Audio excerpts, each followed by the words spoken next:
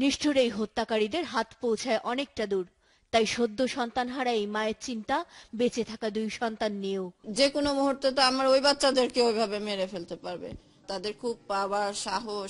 বন্ধু হত্যার বিচার চাইতে ফেসবুক ইভেন্ট দেখেই উত্তরা 5 নম্বর সেক্টরের রাস্তায় জড়ো হয় আদনানের সহপাঠী, বন্ধু ও স্বজনরা।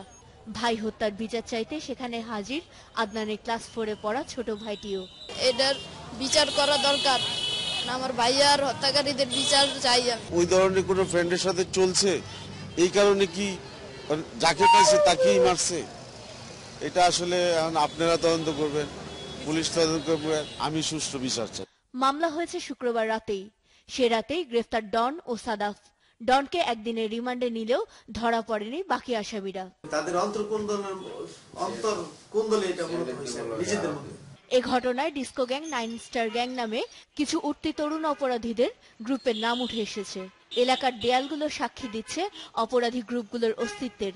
তাদের বিরুদ্ধে অভিযোগের অন্ত নেই, তবে ভয়ে মুখ খুলতে চান না এলাকাবাসী। আমি ফাঁক করতে দিই কেন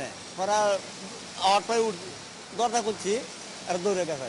আমি যখন আগাইছি তখন দেখে মানুষজন বাড়াতে আইছে, তারপরে ধরতে চাইছে রাস্তারও মানুষ, পরে ধরতে চাইছে কেউ ধরে না। এই জায়গায় একটা গাড়ি দাঁড়া আর ওই পায়ে শব্দ পাইতেছি। তো ওরা তারা একটা সমিতি করে আর কি, যে আমাদের গ্রুপের এই সদস্য আছে, তো সব দেখা গেছে যে বেশিরভাগ বাইরের সেক্টরের ফ্রেন্ড সাইকেল সবাই খেলে আর কি। আদনান কোনো অপরাধমূলক কাজে জড়িত ছিল না বলেই দাবি এলাকাবাসী ও সহপাঠীদের। খুব নরম ভদ্র। নাদিয়া শারমিন, 71, ঢাকা।